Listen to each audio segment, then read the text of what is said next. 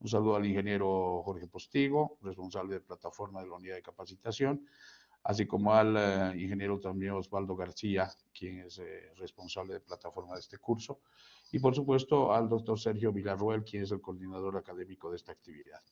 Saludar a todos los participantes del curso, tanto nacionales, en un gran número, es importante rescatarlo, así como también a los participantes que nos acompañan de otros países, está el caso de España, Paraguay, Venezuela y Chile en el marco de las acciones coordinadas de capacitación a nivel de la Red Iberoamericana de Escuelas Judiciales. Un gusto saludarles a todos ustedes. Bueno, esta ha sido precisamente una de las primeras actividades desarrolladas en el periodo de la pandemia. El curso denominado Juzgar con Perspectiva de Género, Obligación Constitucional y Convencional, que en realidad ya viene a constituirse en una nueva versión de este curso que bueno, emanó con el juzgamiento con perspectiva de género en el marco de los derechos humanos, ha ido evolucionando el contenido de este curso, se ha ido especializando y por supuesto quien ha tenido mucho que ver en esta actividad de planificación al margen del personal de la unidad de capacitación de la Escuela de Jueces del Estado ha sido la doctora Soraya Santiago Salame, quien es la docente principal de este curso y coordinadora también, de tal forma que a quien saludo también atentamente.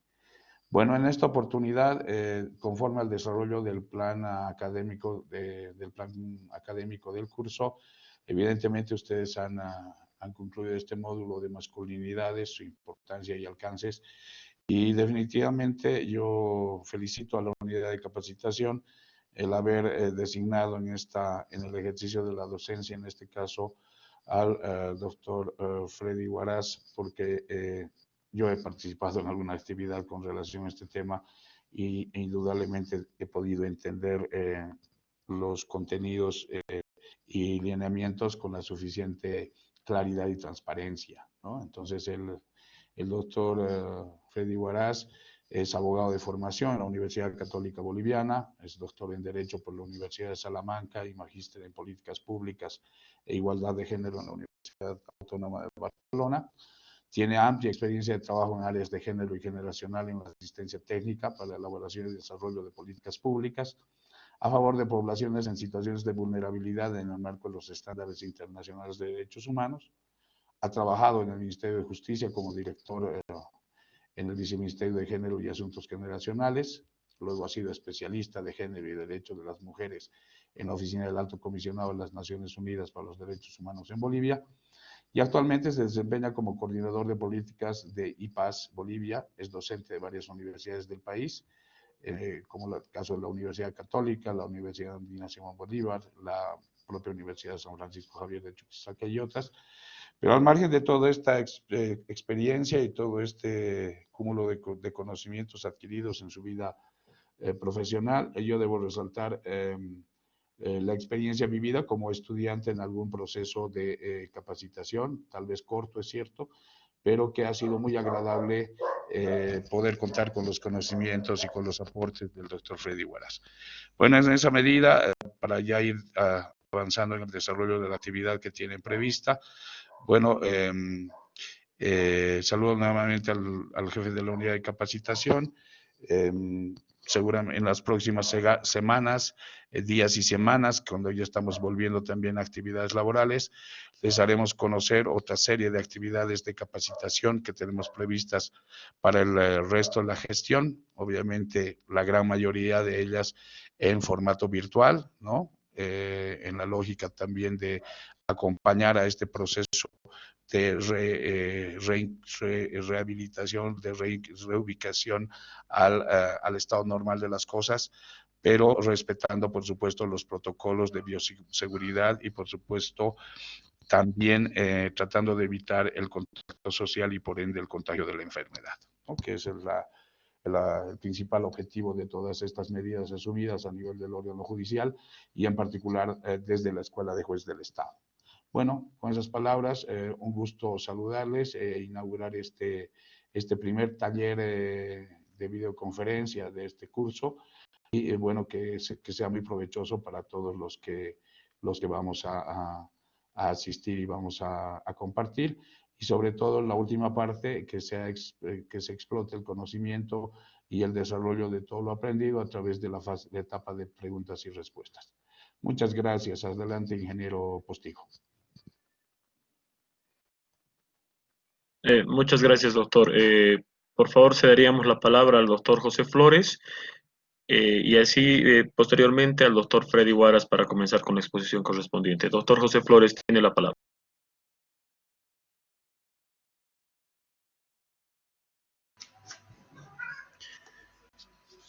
Muy buenas noches a todos los participantes. Un saludo especial al director de la Escuela de Jueces del Estado, al doctor Carlos Ramos Miranda, a nuestro expositor, al licenciado Freddy Huaras, quien ha participado y seguramente también vamos a participar en otras actividades académicas. Quiero decirles simplemente que esta actividad, este taller, tiene un propósito muy específico, ¿no? El de reforzar los módulos 1 y 2 de forma muy concreta, de tal manera que la exposición de este taller por parte del experto tendrá una finalidad muy específica, ¿no? Afrontar los desafíos, lo que se refiere al tema en el que se ha abarcado, ¿no? Yo quiero felicitar al doctor Sergio Villarruel, quien es el docente coordinador de este curso, y ha hecho posible también coordinar con todos los funcionarios del órgano judicial y también existen colegas abogados de otras instituciones externas al país, de tal manera que esta y otras actividades de igual jerarquía la vamos a realizar en el desarrollo de este curso. Sin más que decirles, como había señalado muy bien el ingeniero, este curso tiene dos etapas específicas. La primera, la exposición por el experto, y una vez realizada y culminada la exposición, vamos a abrir la etapa de preguntas y respuestas por parte de todos ustedes, y esa es la parte fundamental de este curso, ¿no? Que todos tengamos la posibilidad de poder intercambiar, de poder realizar las preguntas, inquietudes que se tenga sobre la temática, y es el momento importante también para el docente pueda absolver con ejemplos muy claros, muy concretos, a objetos de que se pueda entender y asimilar la temática. Sin más que decirles, colegas, vamos a cederle al doctor Freddy Huaras, el experto, a objeto de que pueda iniciar ya la exposición.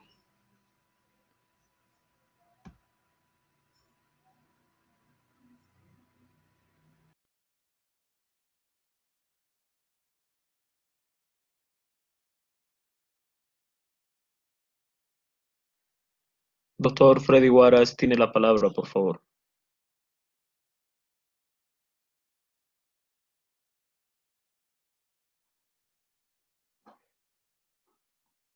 Ahora, aló, ahora sí. Buenas tardes a todos y todas. Gracias, ingeniero Postigo. Un saludo muy especial al doctor Carlos Ramos, al doctor José Flores también por la invitación, y no también quiero olvidarme del doctor Sergio Villarruel por la invitación que se me ha hecho para poder compartir con todos y todas ustedes en este momento sobre algún tema de bastante importancia. En algunos casos tal vez ustedes se preguntarán, bueno, masculinidades, ¿a qué nos estamos queriendo referir? Tiene algo de una relación con el tema de género. La verdad, para mí es muy importante poder ser parte también de este curso, Juzgar con Perspectiva de Género. Recuerdo que allá en 2017, 2016, trabajamos junto con la Oficina del Alto Comisionado y la Escuela de Jueces en el protocolo para juzgar con perspectiva de género, y realmente vemos nosotros que es un gran aporte ahora en este tiempo donde todos y todas no pueden desconocer esta situación y que es necesario contar con bastantes herramientas, conocimientos sobre el tema para poder llevar adelante procesos difíciles muchas veces que a ustedes les toca llevar adelante. Bueno, sin más, me va a dar el gusto, por favor, ingeniero Postigo, poder que usted pueda compartirnos la presentación, por favor. Claro que sí, doctor. Enseguidita coloco la presentación.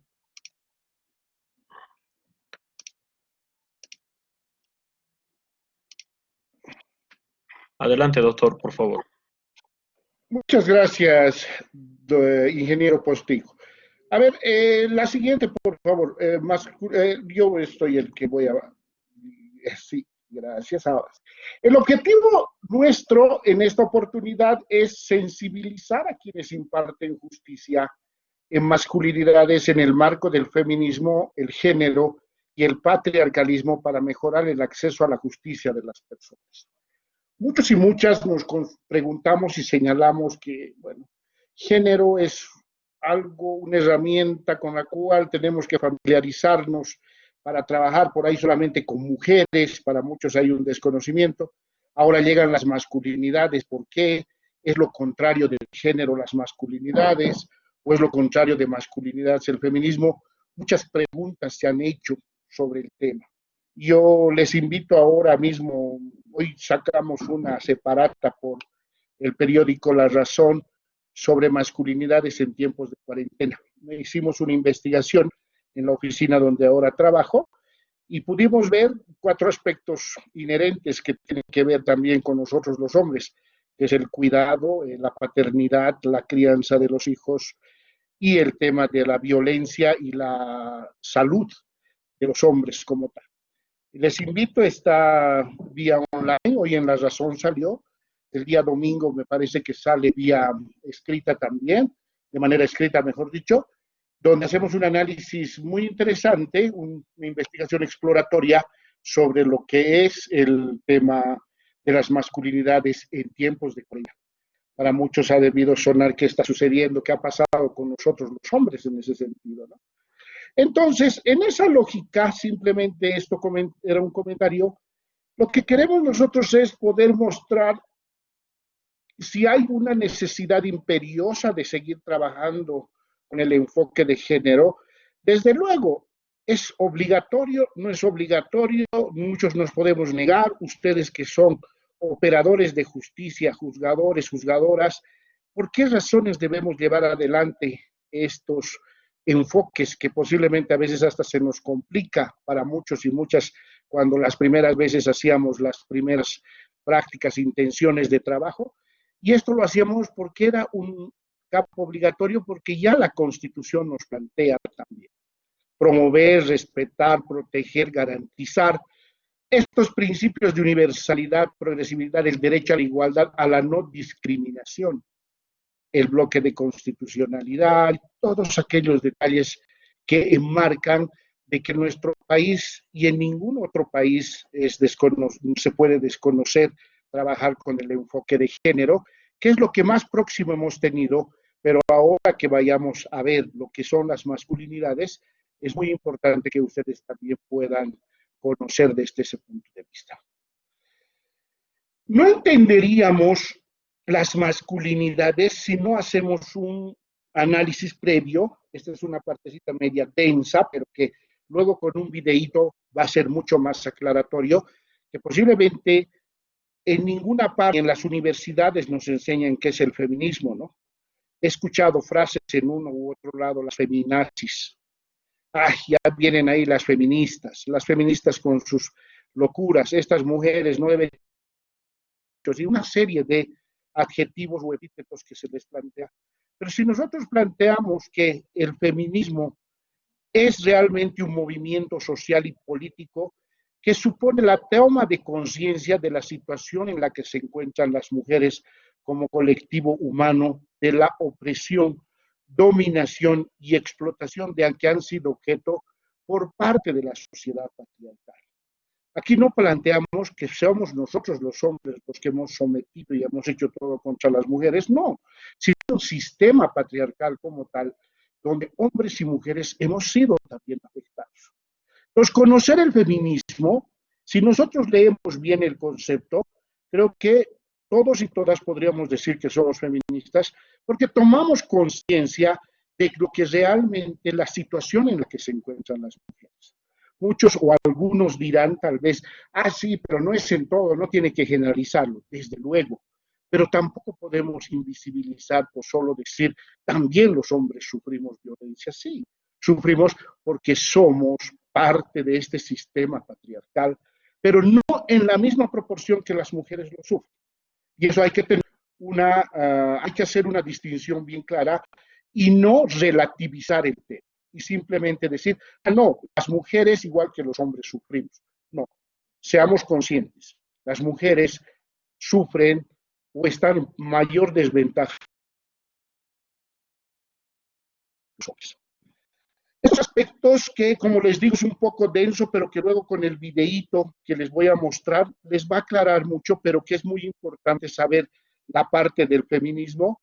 Es la primera parte desde 1792, con Mary Wollstonecraft, se habla la vindicación de los derechos de la mujer.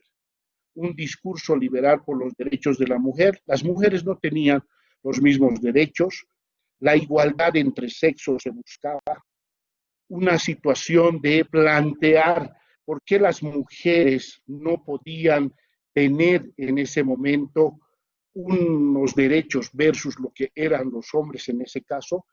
Había mucha diferencia en esta situación, si las mujeres podían estudiar o no. A las mujeres había que prepararlas solo para el matrimonio. Eran situaciones es las que deberíamos haber visto, porque siempre se tenía esa imagen de mujer abnegada, dedicada y, mejor dicho, preparada para lo que más adelante puede ser la procreación. Luego viene la Revolución Francesa, ¿no? Las mujeres empiezan de alguna manera a trabajar bastante bien una serie de cuestionamientos al respecto y empiezan a tomar en cuenta todas estas situaciones y se empieza a plantear cuál es el rol de la mujer en la Revolución Francesa. Ahí aparece el tema de Olympe de Gouges, una francesa que nos habla de la Declaración de los Derechos de la Mujer y de la Ciudadanía. Porque en la Revolución Francesa la libertad, la fraternité y la igualité no habían sido como tal, porque si vemos los libros de historia, no aparecen las mujeres o cuál había sido su rol que habían jugado. O ellas, de alguna manera, solamente acompañaban estos procesos en los cuales se buscaba esa reivindicación de derechos sociales, o las mujeres han jugado un rol muy protagónico dentro de la historia. Después aparece el siglo XIX, el discurso de la domesticidad y la subalternidad femenina, la dependencia de la mujer del hombre, la dependencia socioeconómica, ausencia de derechos civiles, el poder patriarcal, los códigos penal, no es desconocido en nuestro país, la forma como también nosotros tenemos una tradición francesa, los códigos napoleónicos, y contamos también con esa misma forma de ver a la mujer como objeto y no como sujeto como tal. Pero ¿qué sucede en todo ese proceso también? Vemos otro tipo de situaciones que aparecen más adelante, después, los mecanismos sociales de subalternidad. Derechos políticos, no eliminaron las prácticas discriminatorias. En Bolivia, el derecho al voto, las mujeres la consiguen después del 52, después de que los campesinos podían votar, recién las mujeres pueden votar en Bolivia. Entonces, esa relación, esta distinción entre hombres y mujeres se ha venido plasmando durante la historia, que por eso mismo, si hacemos un análisis simplemente básico y buscamos libros de historia, cómo se ha conseguido, por ejemplo, solamente en el caso nuestro, en nuestro país, la independencia de la República, ¿cuál ha sido el rol de la mujer? Encontramos algunas 2, 3, 4 mujeres, pero que no se habla del conjunto también de varias mujeres que han acompañado este proceso. Solamente me quiero referir el tema o la labor que cumplían las famosas rabonas.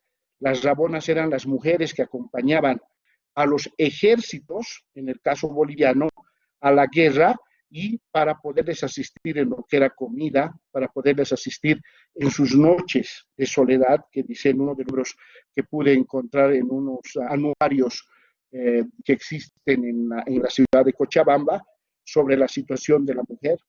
en ese momento. Entonces, algo que ha ido pasando durante la historia y que si me va a gustar mejor que ustedes también lo puedan ver en este videíto de 10 minutos, que quiero que por favor, ingeniero, nos pueda colocar para que podamos entender mejor esta parte, porque ya entramos en la otra parte que va a ser lo que las masculinidades como tal. Perfecto, doctor.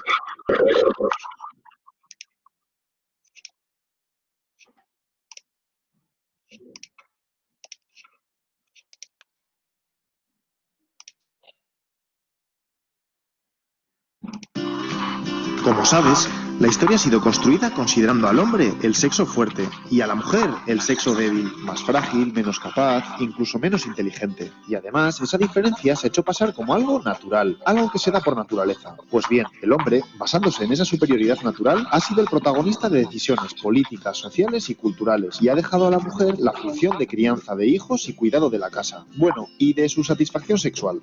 Y eso durante siglos y siglos y siglos. A lo largo de la historia, muchas mujeres se han sentido molestas con esta desigualdad llevando a cabo quejas y protestas. Pero no es hasta el siglo XVIII cuando hay una toma de conciencia colectiva de esta situación y se desarrolla un movimiento ideológico y social que luchará por romperla. El movimiento feminista. Empezamos. Estamos en el siglo XVIII, en el Renacimiento. Te sitúo. Si eres mujer, tu labor natural es cuidar de la casa, criar a los hijos y practicar sexo con tu marido. Eso sí, no puedes estudiar, votar ni tomar decisiones familiares, ni siquiera con quién te casas. Si trabajas, el dinero es para tu marido. Flipante, ¿no? Bueno, entonces surge la Ilustración, principalmente en Francia. Un movimiento intelectual que defiende la igualdad social de las personas. Todos somos iguales independientemente de la clase social.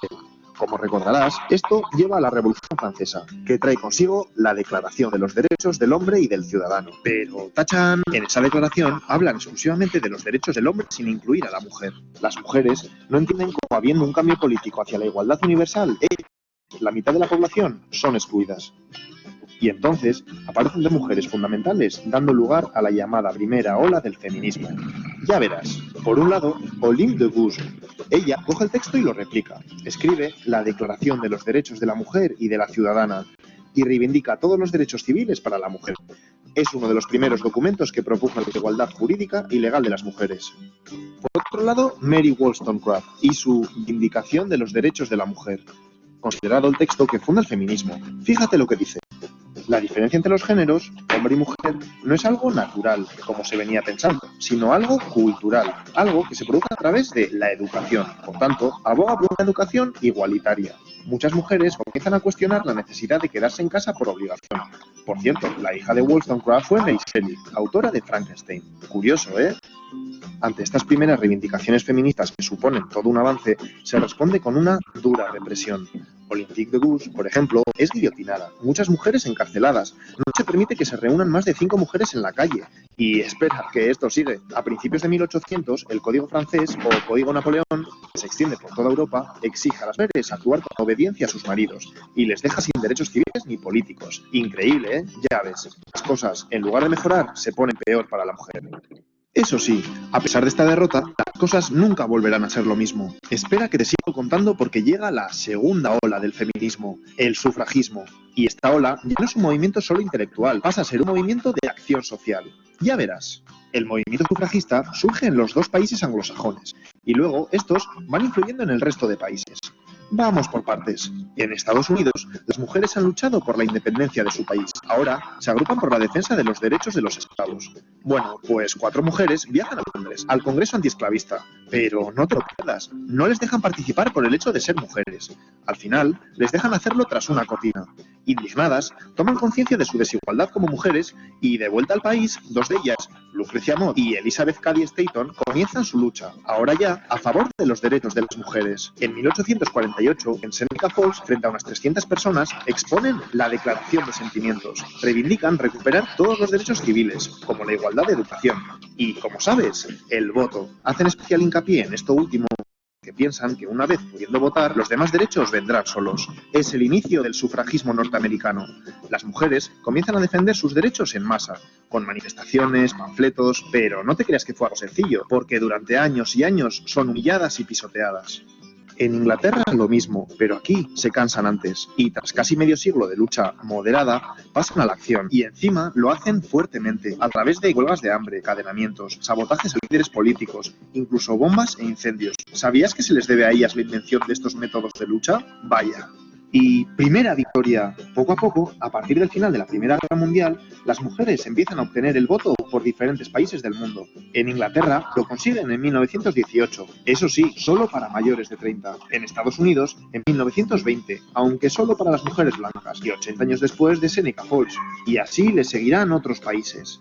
Pero espera un momento. El movimiento sufragista es principalmente un movimiento de burguesas blancas. ¿Y el resto de mujeres? Bueno, pues empiezan a aparecer mujeres feministas con otras realidades, como Sojourner Truth, una esclava negra que habla por primera vez de la doble exclusión, por negra y por mujer. O Flora Tristan, mujer socialista que habla de las mujeres obreras y explica también la doble represión que sufren, de clase y de género. Explica que la mujer es la proletaria del proletariado. Y es que precisamente ella puede considerarse la precursora del llamado feminismo socialista. Te cuento, el feminismo socialista cree que para que la mujer se libere debe cambiar el sistema capitalista establecido. Esto es complejo, pero me interesa que sepas que empiezan a distinguirse dos ramas del feminismo, una que busca la igualdad de derechos y otra que pretende cambiar todo el sistema establecido. Luego lo verás más claro. Bueno, pues ahora llega un periodo donde el movimiento feminista se paraliza. Estamos en el periodo entre las dos guerras mundiales. Las mujeres han logrado el voto en varios países, han comenzado a entrar en la universidad y muchas se desmovilizan. Justo entonces aparece alguien clave en el feminismo. Simone de Beauvoir, en Francia, en 1949, escribe El segundo sexo y vuelve a remover conciencias. Este es una pasada de libro, ya que es el estudio más completo sobre la condición de la mujer. Con su famosa frase, no se nace mujer, se llega a serlo, nos dice que no es cierto que a las mujeres se las defina por su sexo biológico, sino por una serie de roles asociados al mismo que tendrán que cumplir para ser consideradas precisamente mujeres. Y más cosas. Habla del androcentrismo y explica que el hombre es la norma, la medida de todas las cosas, y la mujer siempre es lo otro. De esta forma se impide que la mujer se asuma a sí misma como sujeto y hace que se identifique con lo que el hombre espera de ella. Piénsalo un momento, ¿a que lo ves claro? Ha comenzado la tercera ola del feminismo. Volvemos aquí. Los hombres han vuelto a la Segunda Guerra Mundial y la mujer está nuevamente en el hogar. Ahora tienen todas las comodidades para ser amas de casa felices. La publicidad deja claro, pero empieza a pasar algo. Miles de ellas se enferman, se deprimen, caen en el alcohol, viven ansiosas. ¿Qué está pasando? Pues entonces llega Betty Friedan, una socióloga que escribe Mística de la feminidad, donde pone nombre al problema que no tiene nombre. Explica que estas mujeres viven insatisfechas en ese estilo de vida aparentemente maravilloso, ya que sienten que están priorizando el cuidado de otros a sus propios deseos. El libro es un bestseller. Muchas mujeres entienden lo que les pasa y comienzan a construir un estilo de vida nuevo. Buena Betty. Pero ella no se queda ahí. También pasa a la acción y organiza junto con otras mujeres Now, el mayor movimiento de la mujer hasta entonces, y que ha ido creciendo hasta la actualidad. ¿Qué buscan? Mejorar el estilo de vida de las mujeres centrándose en temas del ámbito personal. Comienza el feminismo liberal. El feminismo liberal describe la situación de las mujeres como una desigualdad, no como explotación u opresión. Así que, ¿qué hay que hacer? Pues luchar por cambios hasta lograr la igualdad entre los sexos. ¿La mujer no tiene espacio en la vida pública? Pues hagamos lo posible por incluirla en el mercado laboral y en los puestos de poder. Son los años 60. Seguimos. Se han conseguido los derechos fundamentales y las mujeres empiezan a ocupar puestos de poder. ¿Pero ya está? No, porque ¿qué pasa en el ámbito privado dentro de los hogares? Pues hay malos tratos, desigualdad de reparto de tareas, explotación económica. Es como si se reprodujera dentro de las casas la misma relación de poder del hombre hacia las mujeres que fuera de ella. Cada vez hay más conciencia de esto y surge una nueva corriente feminista que quiere cambiar esta situación. El feminismo radical. Pero no te confundas. Radical de raíz, porque el problema hay que resolverlo desde ahí. ¿Y cuál es la raíz del problema? El patriarcado. El sistema de dominación del hombre sobre la mujer, que se produce en todos los ámbitos. Familiar, política, económica, social, científica. ¿Te suena el movimiento de liberación de la mujer? Pues pertenece a esta corriente. Varias mujeres se organizan y llevan a cabo grandes protestas públicas como las que hacen a los certámenes de belleza, que lo consideran una cosificación de la mujer, pero van más allá. Y este movimiento también crea espacios propios como centros de mujeres maltratadas, de defensa personal, ginecológicos, guarderías. El feminismo radical consigue que las mujeres del siglo XX vayan cambiando el día a día de sus vidas hacia la liberación. Y como te he dicho, ya tenemos las dos posturas feministas de las que te he hablado antes. Recapitulemos. Las feministas liberales buscan la igualdad de derechos de la mujer frente al hombre. Las feministas radicales van más allá y quieren romper el sistema patriarcal en que vivimos. Comienzan entre ambas posturas ciertas diferencias. Te pongo un ejemplo. ¿Qué pasa si tú, mujer, subes un selfie a redes sociales en una postura sensual? Pues para el feminismo liberal, genial. Estás desafiando al sistema, que espera que te comportes de forma recatada. Estás empoderándote. El feminismo radical piensa otra cosa. Respeta tu foto. Eres libre de hacer lo que quieras, pero no cree que estés desafiando nada, porque te mueves dentro de los esquemas patriarcales impuestos del sentido de belleza de la mujer y feminidad. Vamos, que el sistema de poder se sigue manteniendo. Llegan los años 90. Vale, siguen los avances, pero veamos, hasta ahora es como si el feminismo hablase siempre de un prototipo de mujer. Pero una cosa, ¿qué pasa por ejemplo con las mujeres transexuales?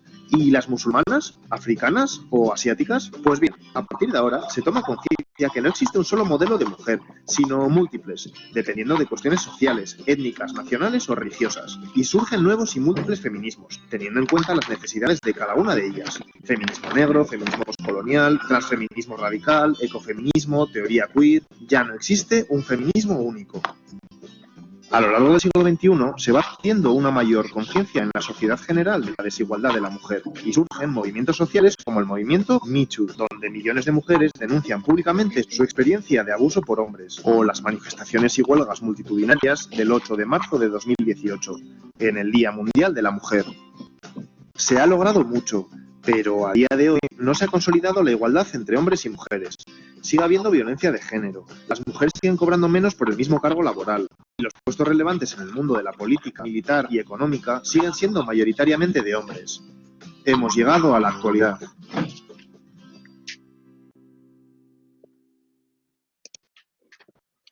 Gracias, ingeniero. La presentación, por favor. Claro que sí, doctor. Gracias. Como hemos podido ver, este es un resumen bien rápido sobre lo que es el feminismo, a quienes les gustaría poder todavía seguir adelante viendo algunos aspectos más al respecto. Este movimiento social que hasta hoy en día tiene todavía su lucha constante sobre lo que es la reivindicación de los derechos de la mujer. Hay un libro muy interesante de Nuria Varela que se denomina Feminismo para principiantes. Es un documento muy interesante que puede ser importante y que están dentro de los contenidos del curso también, donde se ha podido plantear. Viendo ya lo que es el movimiento feminista en este caso, la pregunta viene y que vamos a hacer también más adelante algunas respuestas, vamos a encontrarlas, si el feminismo es lo escollo de las masculinidades, que es el tema que hemos venido nosotros a ver. En este caso, lo que vamos a dilucidar en esto es las masculinidades y tiene que quedar muy claro que no es lo contrario de feminismo. También las masculinidades es un movimiento político-social heterogéneo en el cual se crean corrientes de pensamiento teóricos, construida mayoritariamente por hombres, se centra sobre el hecho de ser hombre, su significado y sus consecuencias. ¿Por qué veíamos todo este planteamiento primero del feminismo? Porque todas estas situaciones de desventaja o presiones han sido parte de este sistema patriarcal. Los hombres no sufrimos también con este sistema patriarcal. Hay mucha discusión con las feministas al respecto porque ellas dicen que nosotros, los hombres, detentamos el poder y por lo tanto sojuzgamos a las mujeres en esta situación. No, el sistema patriarcal también ha mostrado que nosotros los hombres no somos pues iguales unos de otros. Habemos hombres de diferente tipo, sensibles, hombres más rudos, hombres violentos, hombres con otro tipo de formación, todo a partir de lo que es la sociedad como tal, pero vinculado siempre con este sistema patriarcal donde nos marca las pautas que tenemos que hacer nosotros como hombres y lo que deben hacer las mujeres. He ahí la situación que se plantea y por eso más adelante el género trata de ser esa herramienta que permita dilucidar estas situaciones y permita avanzar hacia la igualdad correspondiente.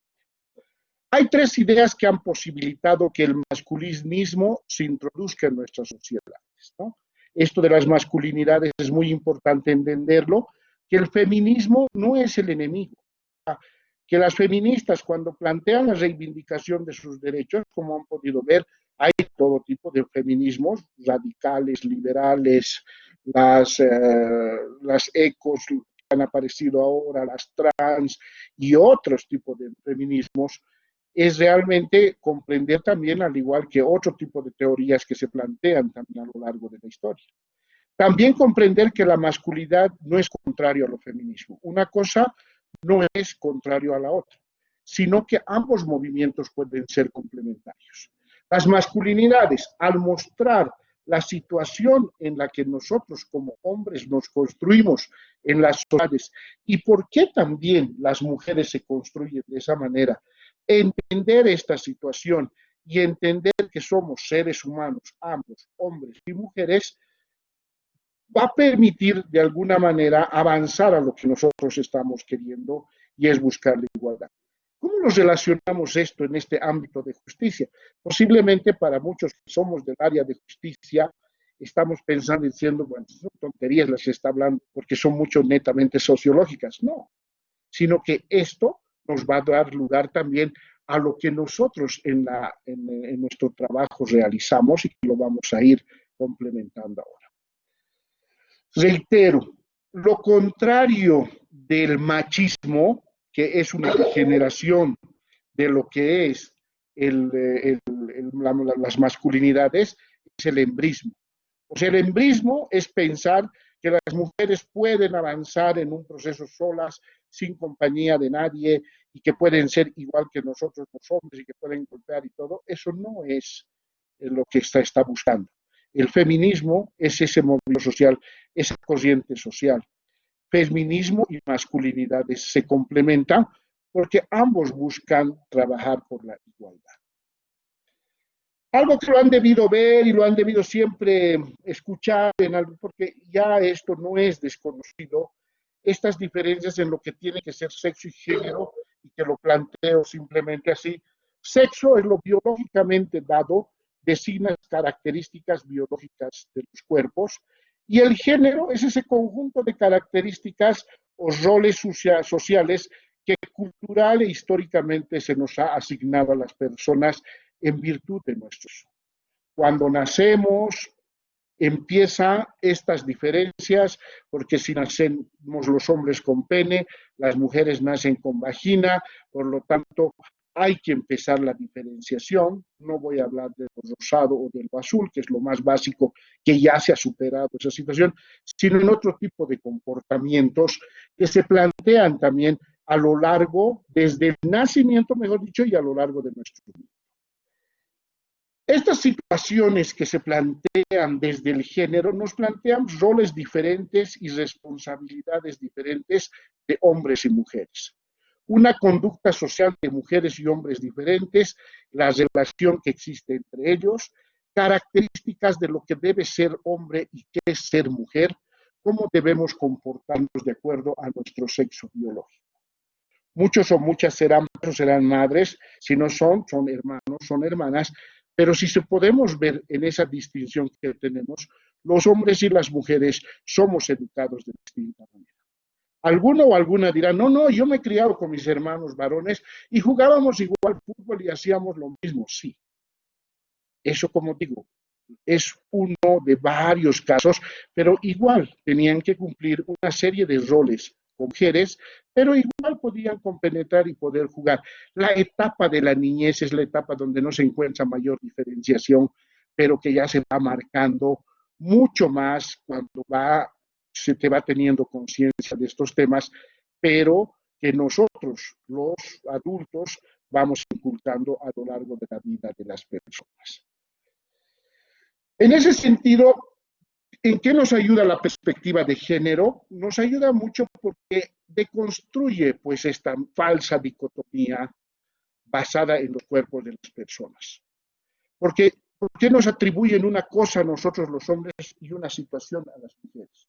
Esta categoría de análisis, como es la perspectiva de género, nos permite visibilizar esta asignación de social diferenciada de roles en virtud del sexo, género o preferencia u orientación sexual. Revela diferencias en oportunidades y derechos que se que siguen a esta asignación evidencia las relaciones de poder en estas diferencias que nos han asignado. Se hace cargo la perspectiva de género de la vinculación que existe en género, raza, religión, edad, creencias políticas. Si podemos ver, si recordamos, mejor dicho, el videíto, vemos que las mujeres igual no son pues las mujeres iguales, homogéneas, como si pensáramos decir. Las mujeres también se diferencian por el tema de raza, por el tema de religión, edad, mujeres adultas mayores, mujeres musulmanas, mujeres negras, mujeres indígenas, el tema de creencias políticas y todo. Entonces somos un abanico de varias situaciones, ¿no? Igual nosotros los hombres. Pregunta también la perspectiva de género, estos impactos diferenciados de las leyes y políticas basadas en estas asignaciones, diferencias y relaciones de poder. Si recordamos el código de familia, hoy código de las familias, el código de familia estaba determinado para la época por la que fue hecho, para que la mujer fuera procreadora, ¿no? Y para que tengamos a la mujer como objeto de cuidado y muchos otros aspectos más. Hoy en día se abre esa posibilidad y ya no se la ve a la mujer como objeto de derecho, sino como sujeto de derecho. Igualmente, la perspectiva de género determina en qué casos un trato diferenciado es arbitrario, en qué casos es necesario. A eso le llamamos las afirmaciones positivas. No me gusta hablar de discriminaciones positivas, porque ninguna discriminación pues, es positiva. Discriminación es discriminación como tal. Por eso siempre manejar el término propiedad cuando se quiera hacer algo para una determinada acción en situación de vulnerabilidad u otro tipo de poblaciones, siempre hablar por acciones afirmativas. Sexo y género, ¿qué es aprendido y qué es innato? Es algo que debemos entenderlo bien. El peligro es que en base a dichas características que se dan por hecho innatas, se crean esas desigualdades. Tú eres mujer y tú eres hombre. Y por lo tanto, los hombrecitos tienen las siguientes atribuciones y las mujercitas tienen también las siguientes atribuciones. Lo innato y lo biológico no se puede cambiar. Nacemos hombres y nacemos mujeres. Ahí habrá alguna pregunta que estará volando y indicando, pensando, decir, voy a hacer la pregunta, ¿qué pasa con las transexuales? Si vemos, esta situación puede cambiar la parte posiblemente anatómica, pero externa, pero no se puede cambiar la parte innata interna, porque si a hombre se le transforma en una mujer, no tiene los mismos, biológicamente, su composición como tal no es la de una mujer, por más que se quiera hacer toda una serie de elementos que luego podemos en las preguntas discutir. Si en el género, lo construido y aprendido se puede cambiar y desaparecer. Los hombres, lo que aprendemos, que tenemos que ser los cabezas de familia, lo que dicen en España, porque yo me formé allá, los ganes que les llaman, o los que tenemos que ser los proveedores de la familia, se puede cambiar. Y en el caso de las mujeres, lo mismo. Hoy en día, por lo que hicimos nosotros, esta encuesta del COVID, mejor dicho, de masculinidad en cuarentena, las relaciones de hombres y mujeres han cambiado, y mucho. Algunos hombres diremos, sí, pero nosotros siempre cocinábamos, hacíamos de todo, pero ahora nos ha tocado estar 24 horas en nuestras casas y la crianza y la educación de nuestros hijos había sido diferente. Generalmente eso se le atribuye a las mujeres, que ellas tienen que llevar adelante sin discutir y nosotros los hombres traer el dinero a casa. Género no es lo mismo que mujeres, así que cuando hablemos de juzgar con perspectiva de género para las mujeres otra vez, no. Género está hablando de hombres y mujeres. Y eso, como les decía, lo que incluye es los feminismos y el tema de las masculinidades. Una pregunta que siempre hago cuando me gusta trabajar estos temas ya de manera presencial y la hago, y alguno ojalá que por favor pueda responder cuando abramos el micrófono para las preguntas y respuestas. ¿Qué es ser hombre? ¿Alguna vez se han puesto a preguntar qué es ser hombre? ¿No? O sea, yo recuerdo mucho esta pregunta que la hice en una capacitación que tuve con la policía, y le preguntaba a uno de los oficiales, le digo, ¿qué es ser hombre? Y se paraba y me decía, ser hombre es ser fuerte, es ser el que dirige la casa, el que cuida la patria, el que lleva, y su formación, y él me daba todos los adjetivos de lo que le han enseñado que debe ser un hombre, pero no me respondía qué es ser un hombre. No. Entonces, esa es una pregunta que la dejo ahí para que podamos luego discutir. Para muchos y para muchos hombres, cuando se les hace también esa pregunta del qué es ser hombre, siempre encontramos esta triple negación. Nunca quieren ser mujeres, no hay que ser gay u homosexual o no ser niño. Yo soy maduro. O sea, cuando me dicen que es ser hombre, siempre digo el ser responsable, ser el cabeza de familia y todo aquello que me dijeron que yo tengo que ser, y lo que le lleva a ser a una persona, sociedad le ha determinado para ser hombre. Ahí se ve una imagen de un niño con una muñeca. ¿Cuántos tenemos hijos pequeños?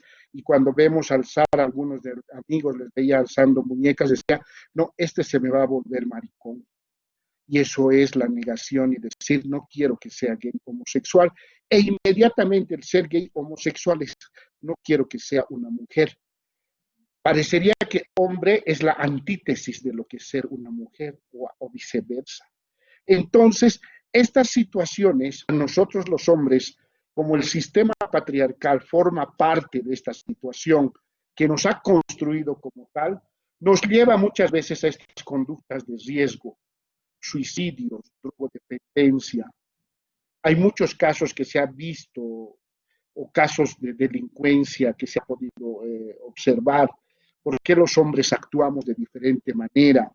Siempre estamos queriendo demostrar nuestra hombría, nuestra forma, esa construcción, y nos dedicamos a hacer actividades de riesgo, nos vamos a pelear, buscamos más violencia, o en el caso cuando tenemos, o dicen algunos jóvenes, relatos que se han podido observar de suicidios que dejaban cartas póstumas, que un adolescente había empezado a despertar su orientación sexual hacia personas de su mismo sexo y por lo tanto se suicidan.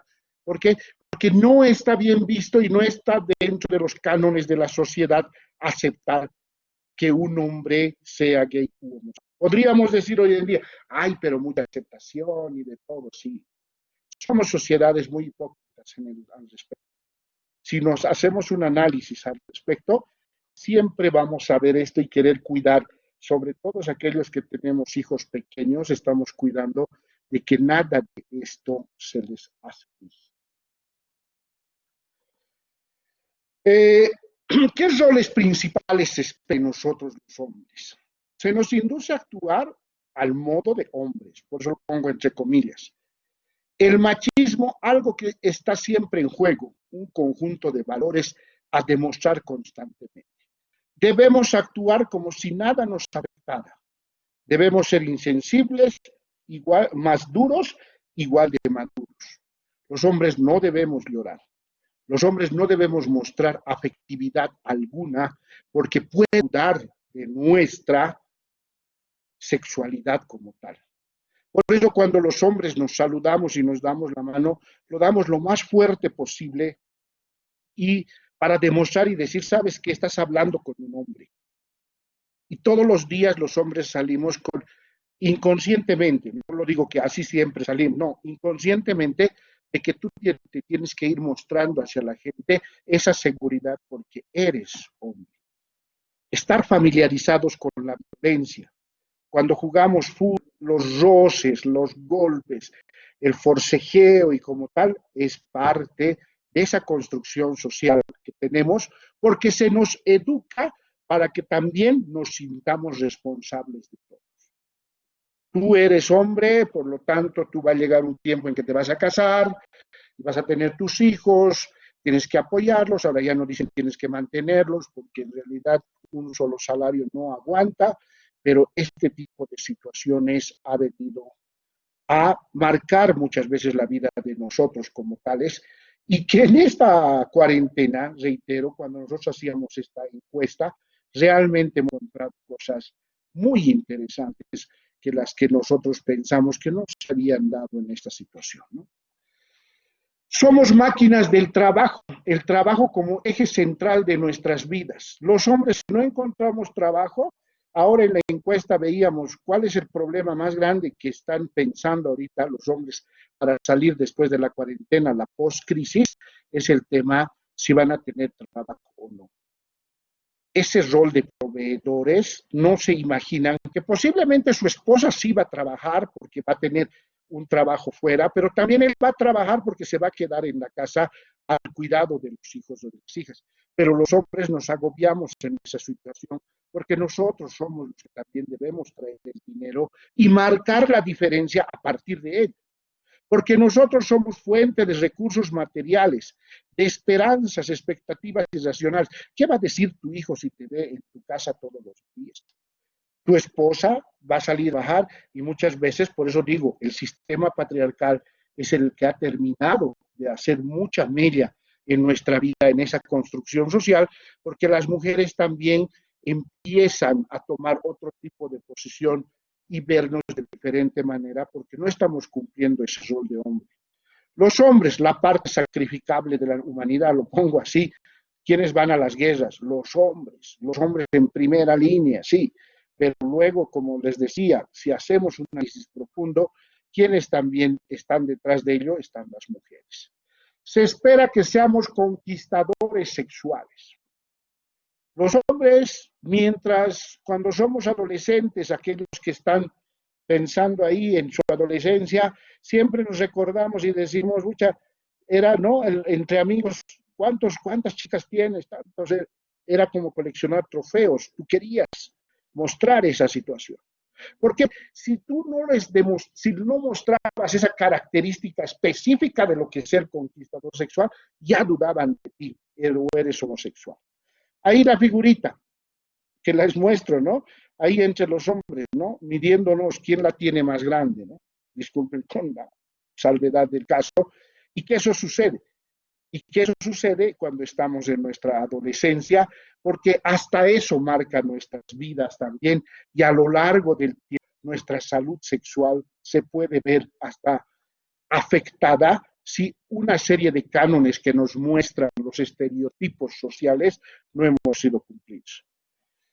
Las 4 P's, lo que se espera: proveedores, que seamos productores, que seamos protectores y que seamos progenitores. Son esas 4 P's de las que nos están esperando y que debemos vivirlas, porque si no cumplimos con alguna de ellas, estamos fritos. En el caso de proveedores, que tú tienes que llevar el dinero a tu casa. En el caso de productores, igualmente, que tienen mucha relación. Protectores, que tú eres el que debe cuidar de tu familia. Y en el caso de progenitores, que siempre debes tener un hijo. ¿Y qué hay si yo no quiero tener? O por ahí la naturaleza no me permite a mí ser padre. ¿Será que por eso dejo de ser hombre? Esa es una pregunta también que muchos se nos ha cruzado en nuestras vidas. A veces conozco parejitas nuevas, ¿no? ¿Cuándo vas a tener tu primer hijo y todo? Y se van agobiando bastante, y a veces la naturaleza, la biología no les ha permitido poder ser progenitores. Los tipos de masculinidades. Yo les decía muy bien, hoy escucho un término, es nuevas masculinidades. No me parece nada nuevo. Los hombres somos diferentes unos de otros. Sí hay una masculinidad hegemónica donde todos los hombres estamos criados de una manera como quisiéramos que sean, progenitores, proveedores, protectores y productores, machistas, violentos, que es parte de nuestra formación. Pero también hay otra masculinidad subordinada que se llama, y la cómplice, que son casi lo mismo. Son hombres que no quieren tener ese nivel de cánones como lo que tenemos. Los hombres somos tan diferentes. En estos casos podemos encontrar a hombres tiernos, hombres que están dedicados a otra cosa que no les gusta, por ejemplo, el fútbol, por ahí. No, eres hombre y te tiene que gustar el fútbol. No, tampoco. Me gusta por ahí la cocina. Ah, no, pero pareces gay. No hablas fuerte, pareces gay. O sea, siempre estamos en esos condicionamientos. Y en el caso de la masculinidad marginada, los hombres homosexuales no son pues mujeres tampoco, ¿no ve? Son hombres. Ya les decía, lo biológico y lo biológico es lo innato, nadie lo va a cambiar. Que tengan otra orientación sexual es otra cosa. Por eso cuando vemos gays sobre todo, no es necesario que vayan con vestido o tacones. Puede ser una persona totalmente varonil, con barba, con bigote, tipo, ¿qué se llama? Fernández, no Vicente Fernández, pero que de alguna manera es un homosexual y es una masculinidad marginada, porque los propios hombres, los hegemónicos, los que somos de acuerdo a los estándares sociales, los marginamos. Hay aspectos que debemos un poco diferenciar y esto es lo que hace también para ustedes en el trabajo que tienen que hacer, son los famosos micromachismos. Estos cambios que se pueden hacer en algún momento y que parece algo tan normal, ¿no? Se requiere de procesos intelectuales cognitivos nomás y que se consigue convertir en unas reivindicaciones femeninas justas. Porque, por ejemplo, un micromachismo, para que sea más entendido y aterrizable, es el tema de abrir la puerta a una mujer. No, pero eso es educación, alguien me dirá. A mí me han enseñado que a las mujeres, ¿pero por qué las mujeres no nos podrían abrir a nosotros la puerta? ¿Somos personas con discapacidad? Yo creo que a las personas con discapacidad sí se les puede. O el tema de ingresar, no, es que las damas primero, los hombres después. No, esos micromachismos, o sea que parecería educado una persona, un varón educado con una mujer, muchas veces denota sentido de propiedad. Cuando salimos a la calle, por eso las mujeres, yo siempre les digo, el tema de compartir gastos no significa que hoy en día ha cambiado la juventud, no, es una situación que debería haberse dado desde hace mucho tiempo, porque los hombres al momento de invitarte una comida, un trago y todo, ya estamos poniendo situaciones de propiedad hacia ti. Me pueden refutar todo lo que quieran, pero ahí hay una cierta situación clara y precisa de que los hombres, cuando hacemos todo este tipo de situaciones, también vamos a exigir más adelante algo. No, yo siempre salgo de lo más tranquilo, yo voy con esta amiguita, salimos y nos encontramos. No, si tú no consigues el objetivo que has salido con ella, por lo menos, no digo hasta llegar al final, no habrás conseguido la inversión, es feo decirlo, lo que estás haciendo es mal, estaría muy mal hecha. Por esta misma razón, nosotros pedimos que estos micromachismos, que parecerían situaciones de educación, yo les digo a los que tienen hijos e hijas, sobre todo a los que tienen y a las que tienen hijas, solamente por pequeños detalles se ha visto muchas situaciones de violencia y feminicidio. No quiero ser, ¿qué se llama? Extremista, pero la verdad, la experiencia me ha mostrado esta situación. Lo otro que se quisiera cambiar con nosotros, ese es un núcleo más duro, que son los macromachismos, ¿no? Ese sería un proceso mucho más grande, por ejemplo, trabajar en la gestión de los sentimientos, ¿no? Con nosotros los hombres. Queremos deconstruir ese poder político que parecería que para nosotros los hombres está allanado, vamos a estar nosotros siempre en el ámbito político. Por eso cuando a la hora de buscar mujeres para poder postular, participar, no encontramos y estamos sobre todo en el área rural donde se han tenido que buscar otro tipo de mujeres, pero eso ha tenido un costo muy grande hasta su vida, ¿no? Yo he conocido muchas concejalas mujeres como Juana Quispe, caso que la han matado por querer acceder a ese espacio. Pero muchos dicen, estamos en el siglo casi 22 y más, entonces, ¿por qué podemos seguir hablando de estas cosas si esto no es así? No, todavía se da. el poder político está marcado por lo público, que es para nosotros los hombres. Y en el caso del poder sexual también. Y eso hay que deconstruir. Yo no he visto que alguna mujer, hay mujeres, no lo digo que no hay, que puedan ser conquistadoras en algún caso. Si alguna mujer se anima a querer conquistar a alguien que le gusta, ya no quiero decir que se la puede decir. Pero si un hombre es que tiene que ir de una noche de cacería, como le llamamos, está muy bien visto por el otro lado. Eso es por la parte de la construcción que tenemos. Otras situaciones que hay que deconstruir es el tema de la gestión del amor, porque hay que deconstruir esta violencia, la competencia, la homofobia, la violencia intragénero, ¿no? Dentro de los géneros, que se da muchas veces por esta situación de decir que yo te pego porque te quiero, ¿no? O sea, yo te pido y por eso he hecho todo lo que he hecho, o como muchas veces salen los titulares de la prensa, crimen pasional. ¿Quién mata pues por amor? Y eso es una cuestión, no, ahí se mata porque realmente pues hay una cuestión de construcción muy grande donde la relación se manifiesta, ¿no? También lo que quisiéramos cambiar es la gestión de la información, ¿no? Esto es nuestro cuerpo teórico masculinista.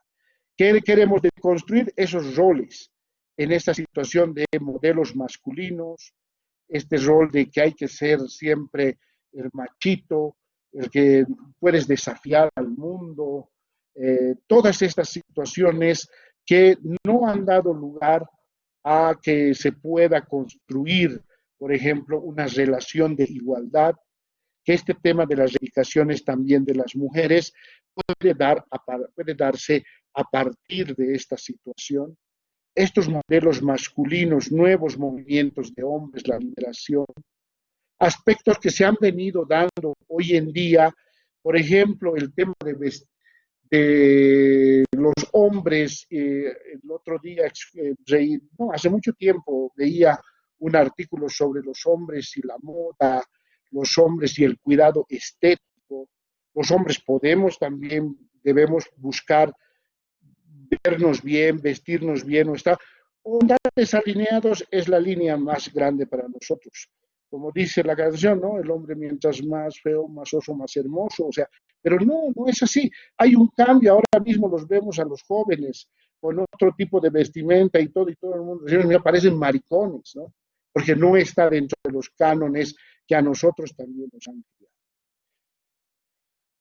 Esta gestión de los sentimientos, el condicionamiento y la opresión también que sufrimos en el caso de los hombres, los privilegios y derechos que tenemos, parecería una suerte de que es maravilloso tener también estos privilegios.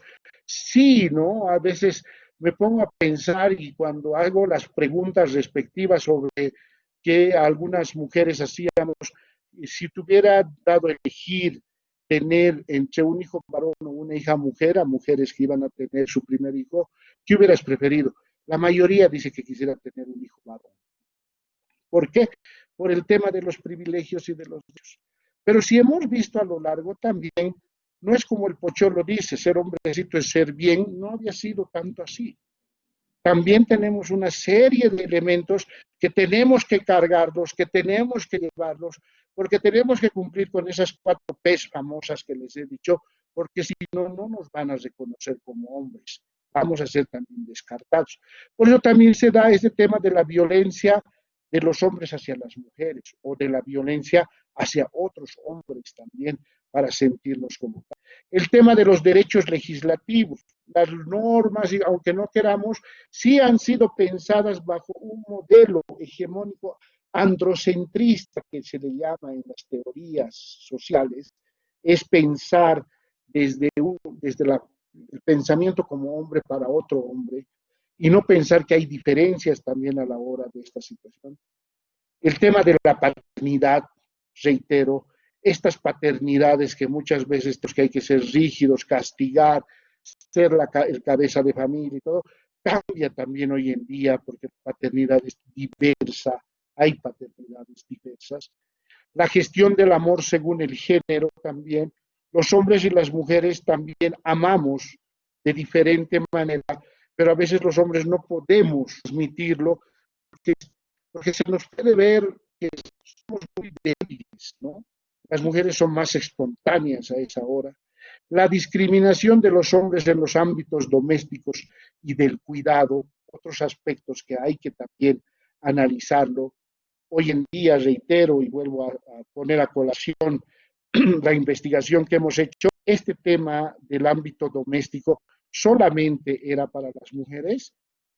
Nos ha mostrado la cuarentena que hombres y mujeres estamos preparados para una serie de cosas, hasta las burlas se han hecho de nosotros, de que no sabemos diferenciar entre el perejil y el cilantro, todos andábamos con nuestras hojitas en los mercados, así una serie de cosas que también no hace bien eso, porque luego los hombres he visto que se han sentido de alguna manera, prefiero no ir, prefiero que lo hagan ellas porque es mucho más fácil. Hablar y discutir, casi ya vamos terminando, los hombres y el deporte. Si solamente el fútbol lo juegan bien los hombres y otro tipo de deportes, en el caso boliviano tenemos experiencias nefastas al respecto. Si solamente las mujeres no son buenas futbolistas, ¿qué será? Y todos esos detalles que hay que empezar a discutir. Hombres y estética, lo que señalaba hace un momento, los metrosexuales en otros países que les llaman, los urban sexuals de los hombres, quienes se dejan crecer barba, no se dejan crecer barba y todo, una serie de elementos que los que somos tradicionales y antiguitos decimos, estos parecen maricas, siempre los asemejamos a eso, y es algo que deberíamos cambiar nuestro chip. El tema de los hombres, el sistema de militar, la guerra, ¿por qué en el Código Penal las penitenciarías están más llenas de hombres, están más asociadas a la delincuencia, estamos, mejor dicho, más asociados a la delincuencia, la corrupción? Cuando hacemos una diferenciación a las mujeres, ¿por qué las meten a las cárceles? Hay una serie de delitos específicos, solamente hay mujeres, y en el caso de los hombres muy metidos en todos aquellos delitos, hombres y droga, identidades, la transexualidad, la intersexualidad, la liberación, estas políticas que hay de liberación de los hombres y de las mujeres. ¿Cómo vinculamos estos temas al derecho? Hemos visto que masculinidades y los feminismos y la perspectiva de género nos va a ayudar a comprender cómo hemos construido hombres y mujeres en una sociedad y cómo lo podemos vincular esto con el derecho. Aquí siempre muestro una figura que ven, les digo, de una mujer, y en la siguiente también les digo que ven, o traen de los, y que muchas veces me da la cabeza primera y dice, y aparecen ellos sexuales. Esos son los estereotipos con los cuales nos guiamos, al igual que en el caso de las mujeres, el estereotipo de decir, ella es una ejecutiva, no, ella es una mujer de Europa, por lo que pude yo rescatar la figura, ella es una ama de casa, pero ellos tienen sus laptops como tal. Entonces, esos estereotipos que nos marcan muchas veces a la hora de juzgar también, que debemos tener mucho cuidado, ¿no? Estos estereotipos de género que le llamo, por ejemplo, acá les muestro, los estereotipos de sexo son aquellos centrados en los atributos a las diferencias biológicas, ¿no? Entre hombres y mujeres, por ejemplo. Los hombres supuestamente somos más fuertes físicamente que las mujeres. Se puede decir que sí por la contextura biológica que tenemos. Y eso ha dado lugar en las leyes, por ejemplo, a la prohibición a las mujeres de realizar trabajo nocturno.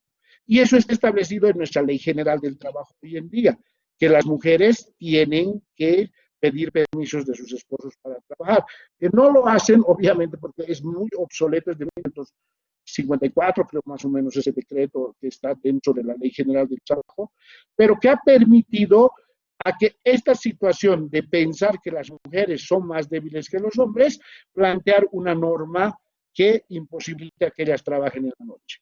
Un estereotipo sexual. Estos estereotipos se basan en características o cualidades sexuales que son o deben ser poseídos por hombres y mujeres respectivamente, así como esa interacción social. Por ejemplo, la sexualidad de las mujeres está vinculada mucho a la procreación y por lo tanto hacemos normas de prohibición de matrimonio entre personas del mismo sexo. Claro, ¿cómo se van a casar? ¿Qué va a decir la naturaleza? Con el respeto que se merecen las personas, los participantes y las participantes acá, que pueden tener su religión como tal, pero esto es una situación, sí, no quiero hablar del matrimonio de personas del mismo sexo, debería hablarse de otro término, como unión civil, por otros aspectos correspondientes, pero esta situación de atribuirles que solamente las mujeres son procreadoras y por lo tanto una pareja de gays no puede casarse porque no pueden tener hijos, está totalmente tergiversado. Estereotipos sobre roles sexuales, por ejemplo, se funden papeles o comportamientos que se atribuyen a hombres y mujeres a partir de esa construcción social. En la familia, hombres deben ser proveedores, lo que les decía, y las mujeres que cuiden a los hijos. Y así están construidos también los códigos civiles basados en esos roles sexuales, ¿no? Derechos y obligaciones. Igualmente podemos ver que antes de la ley 348 se podía ver situaciones cuando a mí me tocaba litigar con la 1674, porque esta mujer no ha cumplido el rol, bueno, ella tiene la culpa porque su marido la haya violentado, porque no ha cumplido ese es su rol como mujer que debería estar en su casa. Un estereotipo compuesto es aquel que se interactúa con otro estereotipo de género, ¿no? Todos se entremezclan, características de diferente tipo. Por ejemplo, las mujeres solteras y las lesbianas no son buenas. Claro, ¿por qué? Porque no son mujeres, por lo tanto, no hay que darles en adopción hijos. Por las salvedades del caso, les digo a ustedes, estimadas colegas, las salvedades son discutibles como la ley de identidad de género, que hay que seguirla viendo y todo, pero cuestiones cuando aterrizamos en el nivel del derecho, muchas veces como juzgadores o juzgadoras nos dejamos llevar por estos estereotipos de género. Por eso para nosotros ha sido muy importante poder tocar las masculinidades, porque luego ya con el género van a irlas entendiendo, y el feminismo como tal, para ver esas asimetrías que tenemos, pero que hemos sido ambos víctimas de este sistema patriarcal. Y con esta diapositiva termino. Las premisas, como sabemos, del fin del derecho es combatir esas relaciones asimétricas de poder y los esquemas de desigualdad que determinan el diseño y ejecución proyecto de vida de las personas. El quehacer jurisdiccional tiene un invaluable potencial para la transformación de la desigualdad formal, material y estructural. Quienes juzgan son agentes de cambio, como ustedes, en el diseño y en la educación del proyecto de vida de las personas. El mandato de la igualdad requiere eventualmente de quienes imparten justicia un ejercicio de reconstrucción de la forma en que se ha interpretado y aplicado al derecho. Piensen ustedes primeramente en su familia de cualquier tipo, no son casados, no son casados, igual tienen papás, tienen mamás, hermanos, y también cuando van a impartir ustedes justicia hacia afuera. ¿Cómo pueden determinar una situación si tomamos en cuenta bajo estos roles, a veces por estos estereotipos, realmente podemos cometer hasta errores? Por ejemplo, el tema de dar la custodia de los hijos, ¿no?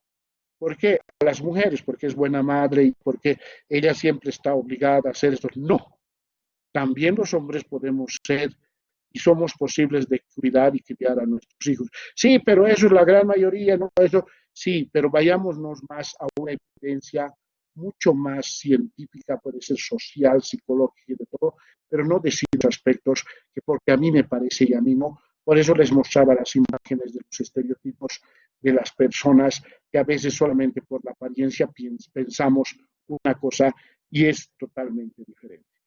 Con esto termino y gracias por su paciencia y atención y estoy dispuesto a responder a las preguntas durante el tiempo para no cansarlos más. Gracias.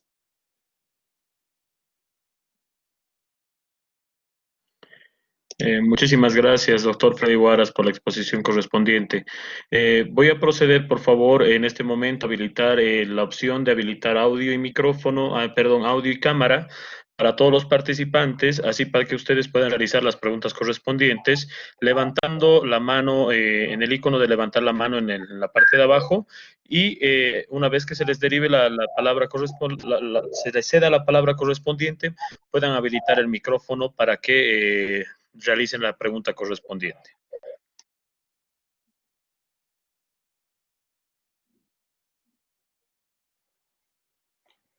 Sí, adelante, colega Germán López.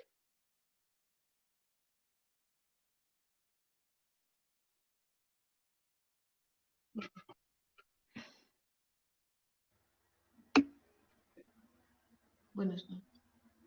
Buenas noches. Lo escuchamos, doctor. Buenas noches. Buenas noches, gracias.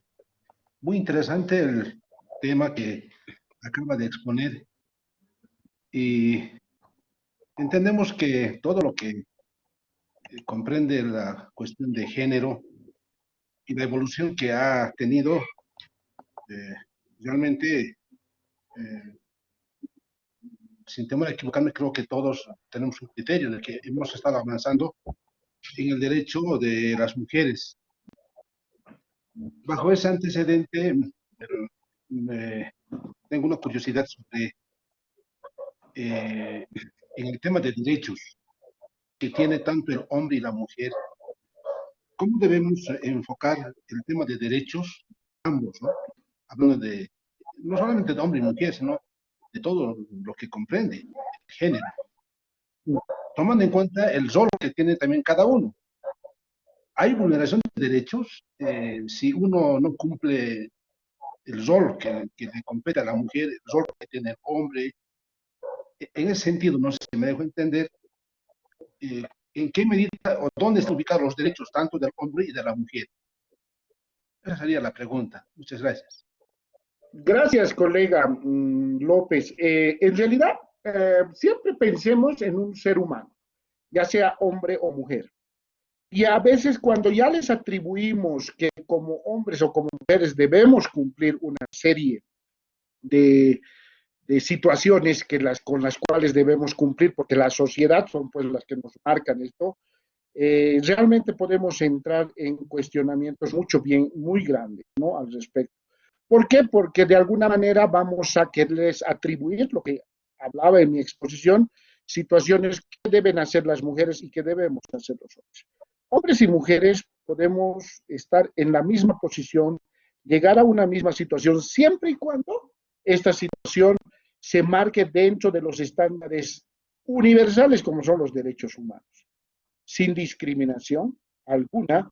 Por lo tanto, siempre se debe propender a buscar esta situación y por eso yo les pido a ustedes como juzgadores en esta área, juzgadores o juzgadoras, que tienen que buscar siempre ese bien final que es lo que se está buscando la satisfacción a lo que se va a juzgar, por ejemplo, y donde no deberían establecerse ningún estereotipo de ningún tipo, porque lamentablemente si nos fijáramos bajo esos parámetros estaríamos totalmente no haciendo un buen trabajo de juzgamiento como.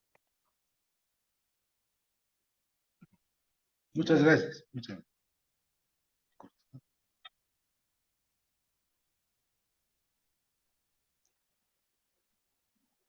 ¿Alguna otra pregunta, tal vez, duda que les haya quedado en la exposición?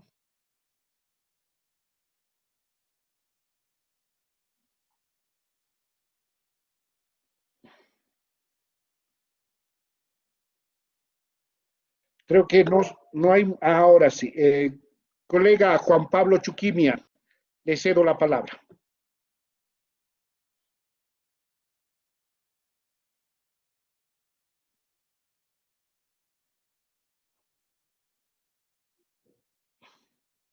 Hola.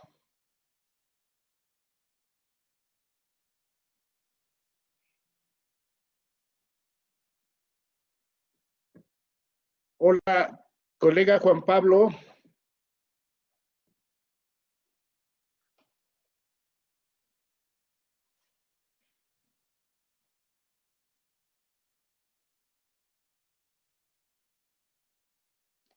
Hola, o quienes tengan una dificultad de querer hablar, por ahí pueden colocar sus preguntas por el chat. Para mí también lo voy a leer y puedo responder también a las preguntas.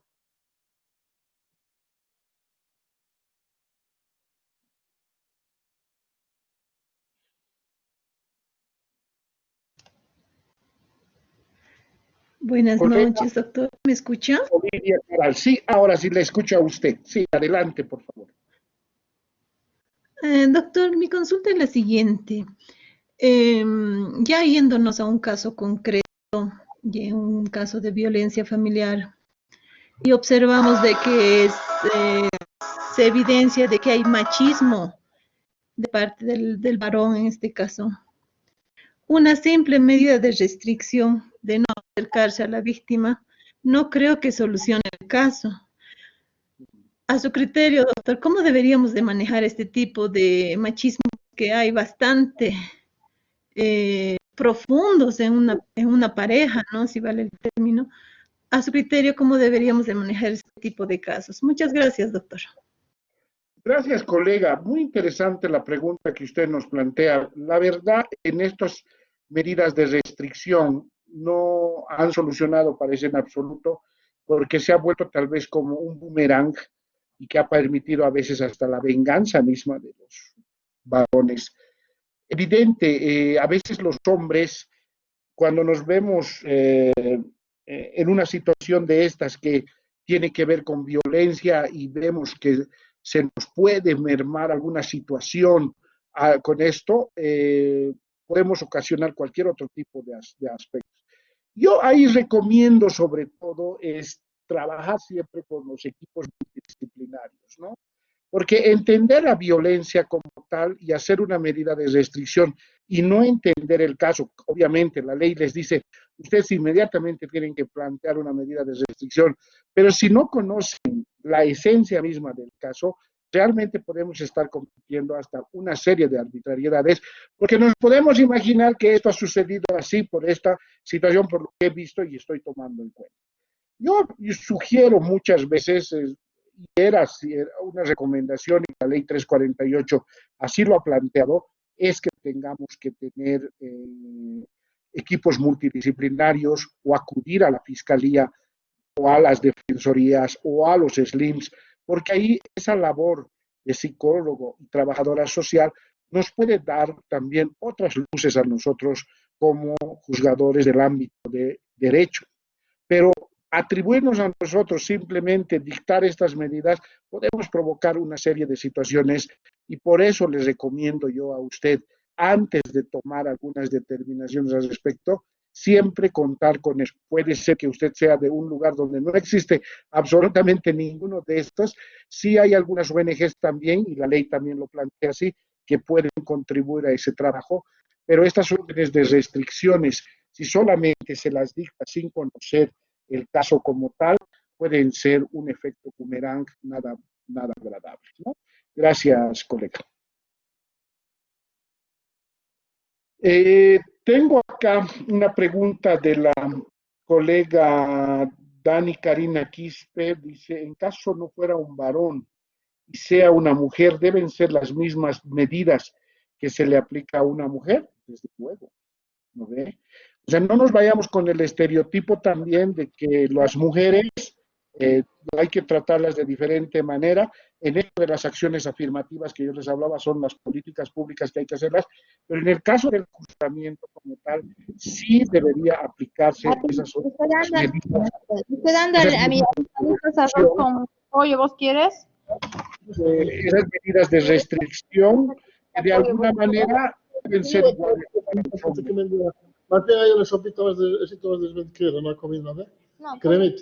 Alguien está comiendo. ¿La crema? Ingeniero, por favor, silenciaremos.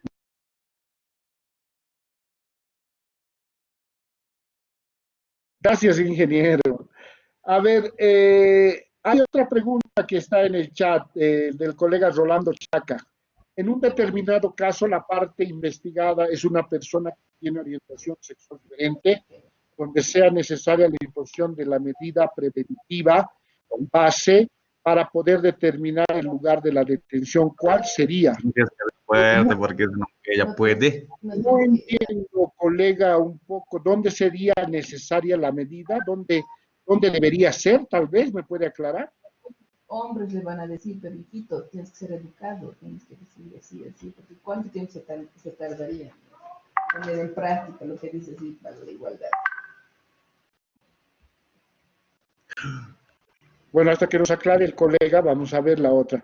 Por la cuestión de género en el ámbito laboral, muchas veces son los hombres quienes ocupan cargos jerárquicos. En caso de tener un contrato laboral, también tendría que considerarse el sexo. Bueno, las diferencias, las discriminaciones en ámbito laboral también son muchas veces bien grandes. Ahí se discute mucho sobre la capacidad de mujeres o la capacidad de los hombres. Si los hombres, hay un estudio que se ha hecho en las universidades, acá en La Paz, por ejemplo, en la Universidad Mayor de San Andrés, ¿cuántos hombres tenían maestría y cuántos hombres tenían, hasta qué nivel habían llegado con doctorado, y las mujeres también? Y ahí se puede observar una brecha bien grande, ¿no? Mujeres que llegan a tener una profesión, pero por esa doble, triple jornadas de trabajo que tienen, porque muchas veces aspiran también a querer tener una familia y todo, no logran completar sus estudios de esta forma. Entonces, ¿qué es lo que se plantea en ese caso, por ejemplo? Es que cuando se trata de mujeres, las mujeres tienen la misma capacidad que nosotros los hombres, pero no tienen las mismas oportunidades.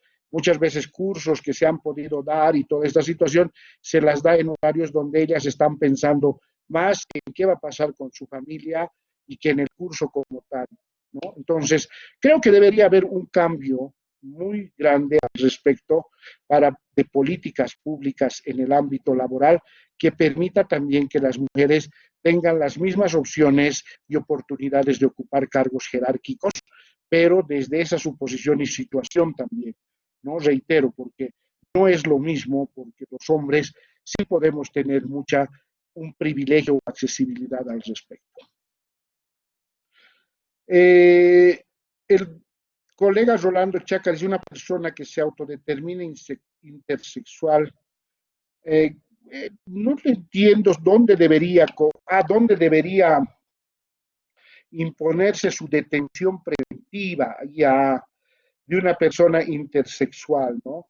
Eso es algo que realmente es algo tan complicado porque en los intersexuales, para la mayoría de nosotros, es conocido como los hermafroditas, que tienen los dos sexos en una misma persona. Ahí habría que tomar en cuenta cómo se cierra. Lo ideal es que exista un espacio para personas intersexuales. Eso no lo vamos a encontrar en nuestro país. Lo importante sería en esto cómo se identifica la persona a la que se la va a juzgar. Es hombre, es mujer, porque puede tener los dos sexos, como lo digo, para muchos puede parecer hasta risa, pero es la verdad. Existen personas, por eso el colectivo se llama LGBTI, de los intersexuales. Ahí se debería determinar cómo la persona vive su personalidad en ese sentido. Entonces, si está con la apariencia, obviamente, física de hombre o con la apariencia física de mujer, siempre ha vivido bajo ese mismo sexo, en este caso género, entonces debería tomarse la determinación de que vaya a estas, ya sea al centro de orientación femenina o a las cárceles de varones, pero tomando en cuenta también estas precauciones, de cualquier manera, que deberían plantearse a las políticas del régimen penitenciario para tener los cuidados al respecto. Pero le digo, en otros países hay lugares específicos para este tipo de personas hasta que no se haga la operación correspondiente. Colega María del Carmen Ausa levantó la mano, si puede hacer su pregunta antes de leer las otras preguntas. Sí, buenas noches, doctor, ¿me escucha? Sí, doctora, gracias. Buenas noches. A usted, doctor, agradecerle la buena exposición que ha realizado. Me alegra de sobremanera que sea precisamente usted una persona del sexo masculino quien realice esta exposición. Gracias, doctor. Ahora sí, abordando el tema un poquito en sí, doctor, y en un concepto general, que usted nos pueda dar, cómo se debe entender y aplicar la perspectiva de género al momento de tomar las decisiones judiciales o jurisdiccionales. Esa es mi consulta, doctor. A ver, seguramente van a tener ustedes la familiaridad del protocolo para juzgar con perspectiva de género, ¿no?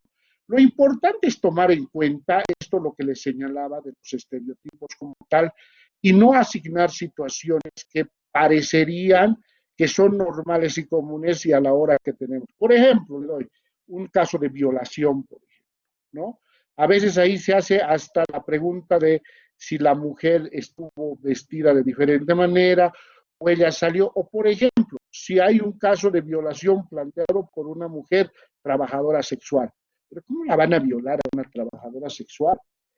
Esos criterios son los que muchas veces pueden vulnerar derechos de las personas.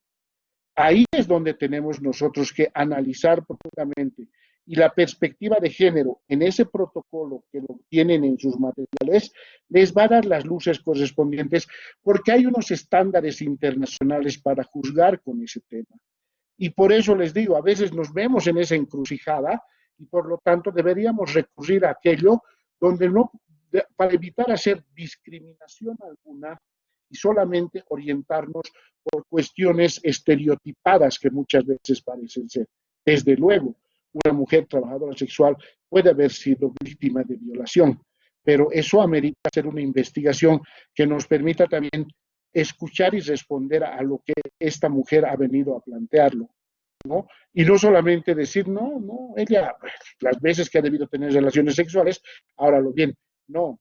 ¿Cómo entendemos la violación? La violación es el forzamiento a una persona contra su voluntad para poder tener relaciones sexuales. Es otra cosa que alguien decida que yo quiero tener o estar con esta persona. Entonces, en esto de la perspectiva de género es sobre todo no guiarse por los estereotipos como tal. Espero haber respondido su pregunta, doctor.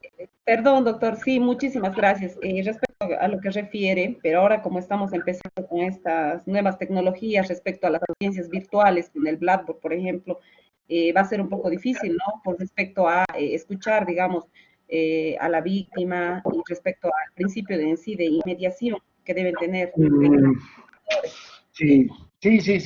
Se complica un poco, pero mire, es una buena propuesta la que ahorita plantea para poder analizar, me parece excelente, y alguna cuestión habría que trabajar al respecto, porque, bueno, esta pandemia nos ha pescado a todos en pañales, ¿no? Y la verdad que sí es muy importante tener ese principio de inmediación, pero que hay que trabajar al respecto, pero igual, ojo, no nos dejemos guiar solamente por apariencias como tal, quien habla más bonito o quien grita más fuerte, hay que darle la razón, tampoco, ¿no?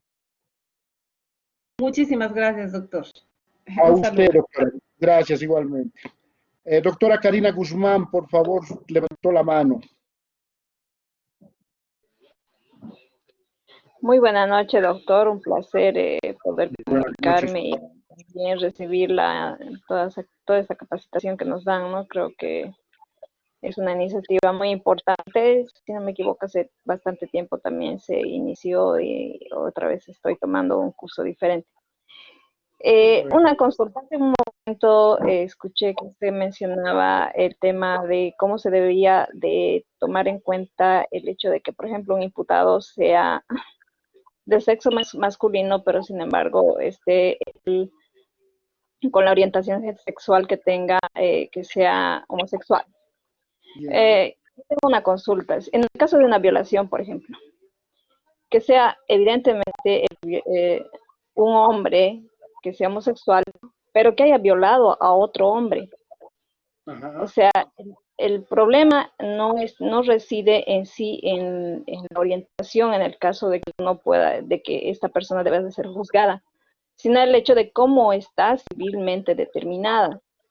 Que si bien es un violador y lo ponemos en una celda como para mujeres, ¿cómo podríamos estar nosotros seguros que no podría cometer los mismos delitos con una mujer, por ejemplo? Porque puede darse el caso igual que sea un homosexual determinado por él mismo, ¿no? Que tenga la orientación, pero también puede ser bisexual. Claro. Sí, a ver si me permite entenderla, digamos, en eso, doctora Guzmán. La verdad ahí también es lo que les decía, ¿no? O sea, pensar, digamos, que esta persona, recluirla en un ambiente donde también es un potencial violador para las otras personas que están ahí también. Por más que haya violado a un hombre, lo vamos a llevar a una cárcel de mujeres o de hombres, si es que le estoy entendiendo. Tal vez por ahí va la situación. Y hay el temor de que pueda ocurrir algo, eso es lo que me quiere plantear, perdón. Sí, en sí la orientación sexual es una determinación que cada persona a nivel de gusto, de esencia, de sentir, de lo que siente esa persona. Pero ese sentir nosotros no lo podemos evidenciar ni por exámenes físicos, incluso porque físicamente y civilmente la persona tiene el sexo varón, en un caso de un homosexual. Entonces, ¿cómo podríamos nosotros evidenciar de que es totalmente homosexual y no bisexual, por ejemplo? Si es un violador en potencia y lo ha podido hacer con un hombre o con una mujer, ¿cómo podríamos determinar para poderlo llevar a una celda común con mujeres igual? Es complicada la situación. Es complicada, pero en ese caso, por ejemplo, si esta persona tiene la adscripción de hombre y ustedes determinan la sanción, obviamente como ahí por ahí, usted vea, las políticas penitenciarias no están, son, no sé, del año, no sé, 50, 60 creo, no están planteadas para este tipo ¿qué se llama?, de colectivos que puede suceder. Esa es la discusión, por ejemplo, a una persona travesti, que la metemos a la cárcel, a la de mujeres o a la de varones, por ejemplo, ¿no? Y ahí es esa discusión. Pero si es hombre, entonces va a atentar contra las otras mujeres. No. Ahí es donde uno tiene que tomar en cuenta cómo vive esta persona, su personalidad, su sexualidad, en este caso, para poderla determinar y poderla recluir en algún otro lado.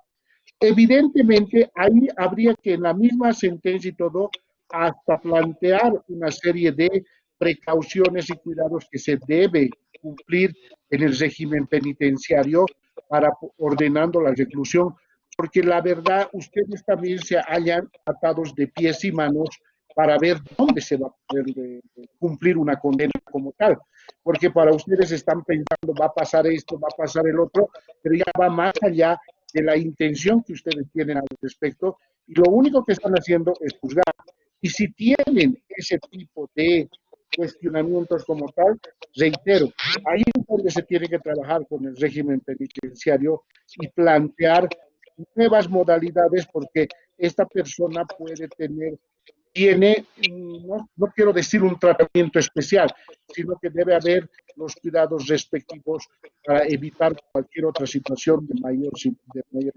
No estamos preparados, reitero, pero tenemos que tomar determinaciones con lo que tenemos en este momento, y ahí es donde se plantea, y eso es como ustedes como juzgadores, plantear la reforma del régimen penitenciario. Muy bien, doctor. También era el hecho de que en un tiempo cuando se les dio un carnet de identidad a los que habían solicitado que son homosexuales cambiarse el nombre, todo eso. Entonces ahí también había una complicación el hecho de que como eran hombres y se ponían el nombre de una mujer, por ejemplo, ¿no? Pero el sexo sigue siendo el mismo físicamente, ¿no? Sí, es lo que ocurrió con la ley de identidad de género, que una vez que se planteó que se cambie en los documentos de las personas cómo viven su sexualidad, si yo me veo como mujer y quiero cambiar la situación de la identidad de género, ojo, no era el tema del sexo, por lo tanto, pues podía hacerlo. ¿Y qué sucedió? Posteriormente se casaron esta pareja porque el oficial de registro civil solamente les pidió los carnets, pero se trataban de dos hombres. Y según nuestra constitución, no está permitido el matrimonio entre personas del mismo sexo. Eso armó un revuelo tan grande que luego se planteó la inconstitucionalidad de la ley de identidad de género, donde anulan un derecho que es el tema de formar pareja, pero a la vez le restituyen otros derechos, pero realmente esa sentencia es paradigmática como tal, porque de ahí se demuestra que que las personas actuamos según lo que vemos nomás. Y no debería ser así, sino que es una labor mucho más profunda, más allá de lo que estamos pensando, ¿no? Sí, estoy de acuerdo en ello, que hay muchos vacíos para poder llegar a ese tema. Entonces se ha tomado adrede, digamos, la decisión. Muchas gracias. A usted, doctora, gracias por su participación. Hay algunas preguntas que aquí planteaban cuál sería la metodología para analizar resoluciones jurisdiccionales con perspectiva de género. Colega Cuizara, yo le recomiendo, como le digo, leer el protocolo que tiene unos elementos bien interesantes, sentencias aleccionadoras, que le va a permitir a usted analizar y plantear estos diferentes casos que hay, que parecen ser y no son, y a la hora de juzgar nos toca hacer este tipo de análisis. Y lo que hace rato planteaban las dos colegas con el tema, un colega y una colega, sobre el tema de orientación sexual, realmente estamos todavía nosotros en pañales. Miren que hay que seguir trabajando en esos temas porque es una realidad la que vivimos. El nombre no lo dice ahí, pero señala, es más complicado para una mujer desarrollar una actividad laboral y a la vez combinarla con el ámbito familiar, hijos, quehaceres domésticos en nuestra sociedad, el trabajo en el hogar de forma compartida es un tabú. Yo les dejo la respuesta a todas y todos ustedes, nomás cómo compartir la cuarentena en familia, ya me lo van a decir. Les animo a leer esa separata que les digo por la razón que salió el día de hoy, masculinidades en tiempos de COVID, que es una muestrita de lo que somos como sociedad. Y doctora Nina, su pregunta, por favor, levantó la mano. Buenas noches, doctor. No sé si me escucha bien. Sí, doctora, la escuchamos. Buenas noches, agradecida por la capacitación que nos está realizando. Bueno, más que todo, como decía una colega hacia atrás, el hecho de que usted sea hombre es más, no sé, se le debe tomar de mejor manera, yo pienso. Lo siguiente, doctor, no sé si como comentario, pero ya partiendo, no solamente el curso es juzgar con perspectiva de género, da a entender que solamente implicaría a la autoridad judicial en sí, al hecho de tomar la decisión. Sin embargo, yo considero que es la situación o el concepto como tal de juzgar con perspectiva de género, se debe considerar también a las personas que están involucradas en la atención inmediata, en el primer contacto, como se podría decir, en la atención a este tipo de personas, o por así decir, en las diferentes materias, son diferentes los procedimientos que se siguen para realizar un proceso judicial. Por ejemplo, en civil es diferente que a lo que es en materia penal. En materia penal, seguramente en una primera instancia se va a acudir al Ministerio Público o a otra dependencia, no directamente con lo que es con el juez. Como tal, en cambio, en materia civil se va a recurrir eso ya es más directamente con el juzgador. Por eso yo pienso y considero que las primeras personas que tomen contacto con esas personas son las que mayor capacitación deben recibir, porque es muy complicado atender cuando una persona, ya sea transexual, homosexual o diferente, entonces tratarlo directamente sin que alguien te haya advertido que esa persona a uno como que no sabes que en ese momento cómo tratar como persona, como alguien que está atendiendo ventanilla, por ejemplo. Entonces, en esa parte se debe reforzar las capacitaciones a todos, ¿no? No solamente el juzgar con perspectiva involucra a la autoridad jurisdiccional como tal. Esa sería mi participación, doctor. Gracias nuevamente.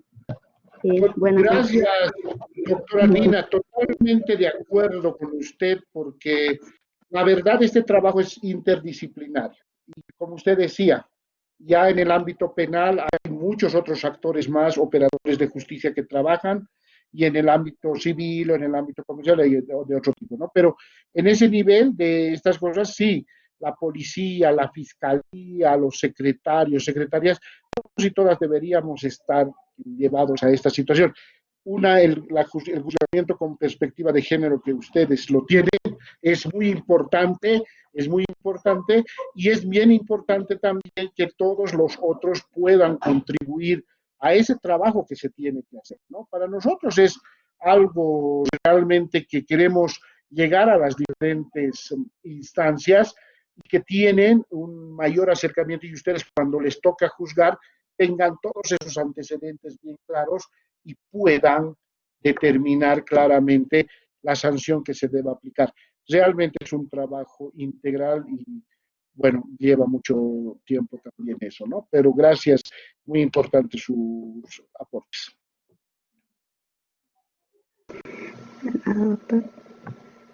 Bueno, no se tiene, hay algunas preguntas sobre todo para los organizadores sobre las diapositivas que las voy a dejar para que se puedan tener.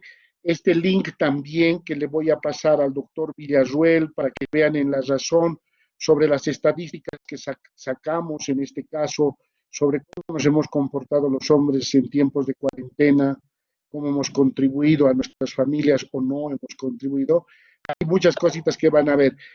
Hay una pregunta también que está acá, la doctora Shirley pide hablar y creo que ya por la hora también vamos a ir cerrando y para que tampoco no quiero tenerlos más ocupados, ¿no? Doctora Shirley y después la doctora Atawichi. Muy buenas noches, doctor. Un gusto saludarlo y felicitarlo por su trabajo. Muchas gracias. Mi pregunta era, y suponiendo usted pedirle, en base a las medidas de seguridad, ya sea en una violencia familiar entre hombre o mujer, ya sea cualquiera viceversa, ¿cómo se podría, y las medidas de restricción que se piden, cómo se podría trabajar y ver el principio en base a los hijos, en base a la imagen materna o paterna que tengan los hijos? En este caso no se ha tomado en cuenta en los hijos, tanto como también las personas, como decía una colega, las personas de exceso han decidido cambiar el nombre y hacen las adopciones, digamos, con otros nombres. En base a eso, los menores, ¿dónde o cómo podríamos defender, digamos, ¿no? Usted habla de parejas del mismo sexo que adoptan, perdón, para poderle entender mejor, doctor. Sí, son dos puntos. Esa es una de mis preguntas de las adopciones y la otra pregunta es sobre los riesgos, las medidas de protección que se hacen en un hogar, pero no se toma en cuenta a los niños las visitas sobre las figuras maternas o paternas, porque tanto puede ser por la mujer o puede ser para el hombre, ¿no es cierto? Sí, no, y es verdad, las medidas de protección no están tan bien planteadas como para poder de alguna manera involucrar también en este caso a de los hijos. Siempre se toma en cuenta que la violencia ocurrió y por lo tanto hay que alejarlos, separarlos y todo. Creo que las medidas de protección deberían ser revisadas y plantearse de acuerdo a las necesidades y la situación en la que se está planteando, ¿no? Eso es muy importante porque si no, podríamos entrar en arbitrariedades y solo pensar en la pareja como tal y no pensar en los hijos o las hijas que hay, quienes también muchas veces están inmiscuidos en el problema. Podemos atentar contra los derechos de los niños, ¿no? Eso es algo que hay que tomar muy en cuenta porque a título de medida de protección y que restrinjan una serie de cuestiones, no se soluciona muchas veces esto, sino que se puede agravar la situación y dónde queda ahí el interés superior del niño o de la niña. Creo que hay que revisar muy bien las medidas de protección al respecto. Y en el caso de la adopción de las figuras paterna, materna, de una adopción de personas del mismo sexo, en el caso nuestro en Bolivia sí está permitido que una persona sola pueda adoptar, pero no está permitido a que una pareja del mismo sexo pueda hacerlo. Sí, siguen con esos mismos estereotipos, ¿no? Hay estudios a nivel mundial sobre esta influencia que puede tener o no que haya una mujer o un hombre. He conocido también casos de mujeres que han criado a sus hijos sin la presencia de una figura paterna y son excepcionales, grandes profesionales y de todo. Son varias situaciones las que hay que analizar ahí.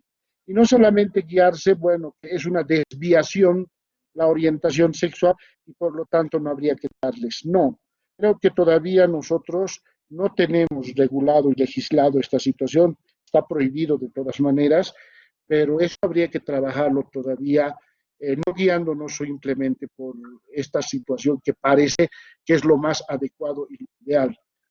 Sí habría que cambiar una situación y mejorar la legislación al respecto y ver otro tipo de situaciones, ¿no? Eso para mí, por lo menos. La doctora Atahuichi creo que estaba ahí en la mano, tal vez ya les respondí, o Shirley, ¿no? Doctor, muy buenas noches. Doctora, buenas noches. Buenas noches a los colegas. Primeramente, felicitarle por la exposición y quería primero responder a la pregunta que hace un momento nos hacía, que es hombre. Personalmente, yo deduzco que, pienso que ser hombre es un ser humano que lamentablemente está educado con varios estereotipos muy enraizados en ser hombre, en ser, como decía usted, el procreador, el protector, el que nos provee alimentos. Y de igual forma nos encontramos nosotras las mujeres, bueno, personalmente en un ámbito más rural podemos hablar, las mujeres siguen siendo aquellas personas que se dedican a la labor de la casa y a tener a los hijos. La pregunta que quería hacerlo ya lo ha respondido con la pregunta de la doctora Shirley, entonces solo comentarle o responderle a la pregunta de qué era ser hombre, doctor. Gracias, doctora Tawichi. Sí, hay una pregunta aquí del colega Adrián Jiménez. Me dice, ¿podría terminar definiendo desde su perspectiva que ser mujer? Lo colega Tawichi, es un ser humano, con defectos y virtudes que también merece de la protección de los derechos, comprensión y todo aquello que cualquier ser humano busca, ¿no? Y no busquemos, reitero, y esa es una pregunta que se los dejo y tal vez no tiene la respuesta para todas la misma, pero es para cada uno y una de ustedes también. ¿Qué es ser mujer? También pregúntense, y nunca se den solamente los atributos o los adjetivos que la sociedad quiere que sean. Una mujer es de diferente forma, un hombre es de diferente forma, pero siempre en ese modo el respeto de los derechos humanos que todos los seres humanos debemos tener, y es lo que debemos siempre buscar, ¿no? Bueno, no veo ninguna otra pregunta más ni levantar la mano. Yo quiero agradecer profundamente a la Escuela de Jueces por la última. La doctora Lina decía respecto a lo que se ve en el hecho de que parecía que cuando hablamos de personas nos enfocamos como juntados por esa condición, cuando a mi criterio la finalidad es que dejando fuera esos criterios se debe dar protección o brindar un acceso a la justicia de la manera más efectiva. Me parece más un comentario. Bueno, yo solamente, como les digo, gracias, doctora Nina, y agradecerles a todos y todas por el tiempo que se me ha podido atender en esto. Estoy ahí, tienen mi correo los organizadores de la Escuela de Jueces, cualquier situación o cualquier decisión que quisieran tener, bibliografía que se les ha pasado, también puedo ampliarles con algunos otros documentos que tengo acá. Los libros que les he señalado están en los documentos que están dentro del módulo que ustedes van a pasar, juzgar con perspectiva de género, mejor dicho, del curso, y cualquier otro, estoy a sus órdenes, y gracias por la paciencia y atención que me han tenido, y agradecerle al doctor Flores, doctor Ramos, doctor Villarruel, y al ingeniero Postigo por hacer posible este evento muy interesante. Gracias. Buenas noches, Freddy. Buenas noches a todos los participantes del curso.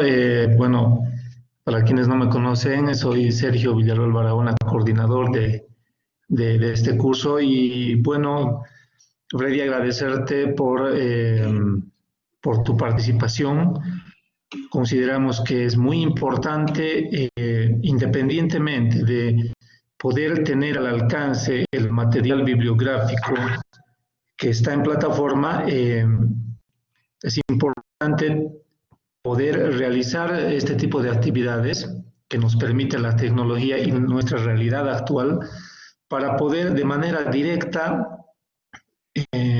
conocer más sobre los contenidos específicamente de este módulo de masculinidades y también recibir información que es muy importante y muy valiosa.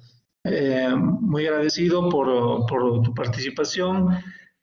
Agradecer también a los participantes, a las colegas y a los colegas. Simplemente para no alargarme más, una recomendación, por favor revisen las guías de estudiantes de cada módulo, revisen toda la documentación, toda la información, comunicados que nosotros estamos proporcionando en plataforma para que conozcan con exactitud las características y particularidades que se van desarrollando en cada módulo. Particularmente en cuanto a los plazos para el envío de tareas, la resolución de cuestionarios, revisen la guía, revisen los comunicados y recuerden que la hora límite en todas las actividades que se están desarrollando es 5:55 AM del día correspondiente, ¿no? Tomen en cuenta eso, por favor.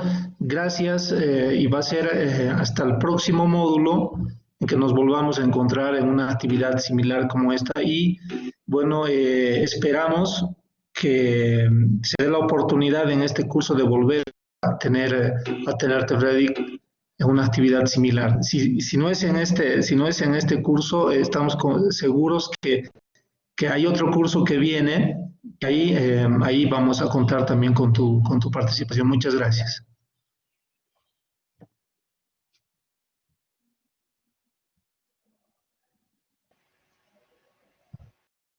Doctor Freddy, su micrófono está desactivado.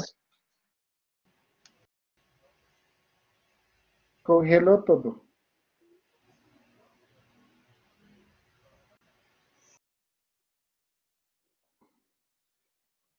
Hola. Hola, sí, gracias. Mire, creo que tuve un problema de conexión. Les agradezco mucho. Gracias, Sergio, por el apoyo y a todas y muy buenas noches. Gracias, ingeniero, por el apoyo técnico muy importante. Gracias. Muchísimas gracias, doctor. Muy buenas noches a todos los participantes. Será hasta otra oportunidad.